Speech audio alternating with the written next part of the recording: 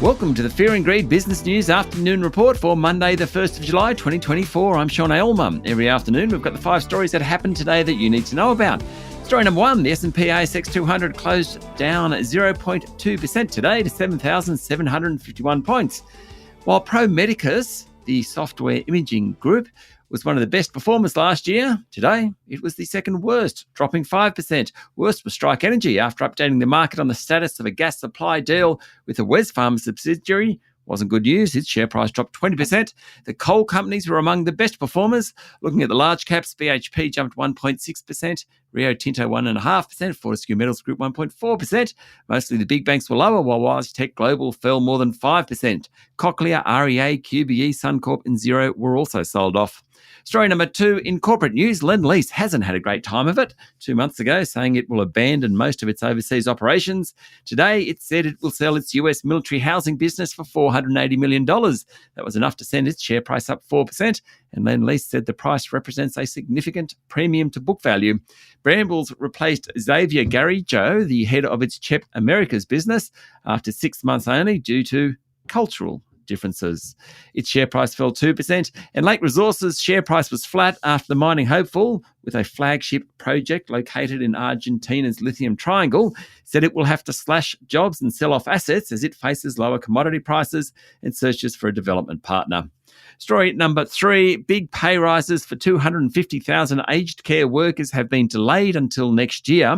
The Fair Work Commission today rejected the Albanese government's proposal to stagger the pay rise of between 2 and 13.5% over 18 months into 2026. However, given uncertainty over short-term government funding, the Commission agreed to phase in increases in 2 tranches. The first one, half of it, will be January 1 next year, the rest on October 1 next year.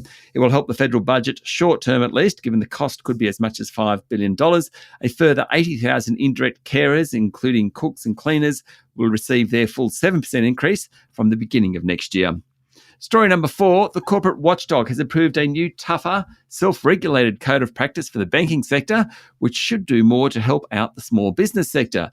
But ASIC boss Joe Longo has warned banks to behave and guard against the re-emergence of past problems, be that in the product sphere, around incentives for lenders and staff, or attitudes towards customers. Mr. Longo said the code should be considered a base case and standards should improve beyond it. For example, he wants the banks to be more proactive around helping customers in high fee accounts find a better deal. He was speaking at an Australian Bankers Association meeting. Previously, APRA Chair John Lonsdale pushed back on banks' calls for lighter touch prudential regulation. Anyway, most of the talk, though, was about the new self-regulated code for the banking sector. It provides greater clarity on the types of support available to all customers, including financial difficulty options for small businesses. There's a broad definition of vulnerable customers, which states anyone can become vulnerable at any time. The new code will also improve inclusivity and accessibility for customers, including via interpreter services, national relay services, and accessible information. And story number 5, Marine Le Pen's far-right party has beaten President Emmanuel Macron's centrist alliance in the first round of French parliamentary elections, moving the country closer to a potential nationalist government. After unusually high turnout, the National Rally Party won 33.2% of the vote, while the left-wing NFP alliance came in second at 28.1%. Third was Mr. Macron's Ensemble Alliance. It secured 21% of the vote. The projections suggest that National Rally and its allies are on track to win the most seats in the National Assembly and potentially even an outright majority in the final round of voting on July 1.